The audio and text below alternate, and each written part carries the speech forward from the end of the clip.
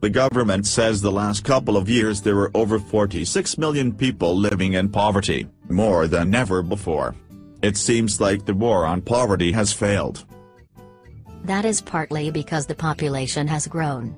However, the current 15% poverty rate is almost the highest it has been since 1965. We must not be spending enough money on it. People must not care enough. That isn't the problem. If we just gave everyone cash to bring them above the poverty level, it would cost $195 billion. Government spends over 5 times that much on anti-poverty programs, over $1 trillion. We are not very efficient. Despite all that money, we haven't managed to improve things in the last few decades. We could have given every poor person over $18,000 extra above the poverty level. If the money were spent more efficiently, it probably could have ended extreme poverty around the world.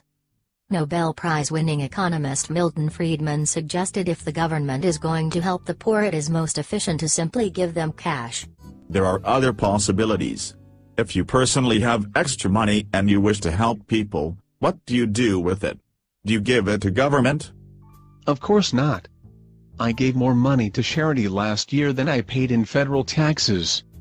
I'd rather give the money to charity because it's leaner and more efficient and more responsive to the American people. We know that churches and charities can make more of a difference than a poverty program. Not every problem can be remedied with another government program or dictate from Washington.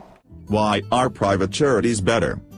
searching for the best way to solve a difficult social problem isn't easy. It'll require bold, persistent experimentation. They need to compete. In countries like the former Soviet Union, people wanted important things like food produced by a government monopoly. Obviously that didn't work out very well. Respect for the power of competition is one of the values that built the largest middle class and the strongest economy the world has ever known. We honor the strivers, the dreamers, the risk takers, the entrepreneurs who have always been the driving force behind our free enterprise system, the greatest engine of growth and prosperity that the world's ever known. A nation where the most innovative businesses turned out the world's best products, and everyone shared in that pride and success. So now you have a choice between a strategy that reverses this progress or one that builds on it. You can choose a future where we finally took on a system that wasted billions of taxpayer dollars. We can put competition to work for social goods and not just consumer goods. Government could be forced to compete. If charity were a tax credit and not just a deduction, you could essentially give your tax money to a charity instead of government. Why are we using an obsolete Soviet approach to solving social problems? It sounds like people care more about consumer goods than the less fortunate. Poor people don't have as much influence on government as the rest of you. They can't fight against the natural impulses of politicians to seek power. I want to have the power to control choices that women should be making for themselves, because I think I have all the answers. Politicians run for office because they want things done their way. That doesn't mean they are right. Others may have better ideas, and competition will find the best approach. There are many ways to help people. Choosing what cause is most important to give to is a moral choice. Should the government be legislating moral choices? We have the freedom to choose what toothpaste to buy. Shouldn't we have the freedom to choose which charity, either government or private, to buy? A right to freedom of charity? Perhaps you are right. Freedom without charity is unworthy of our founding ideals and those who died in their defense, because they understood that their biggest asset was the community. Government can't do everything.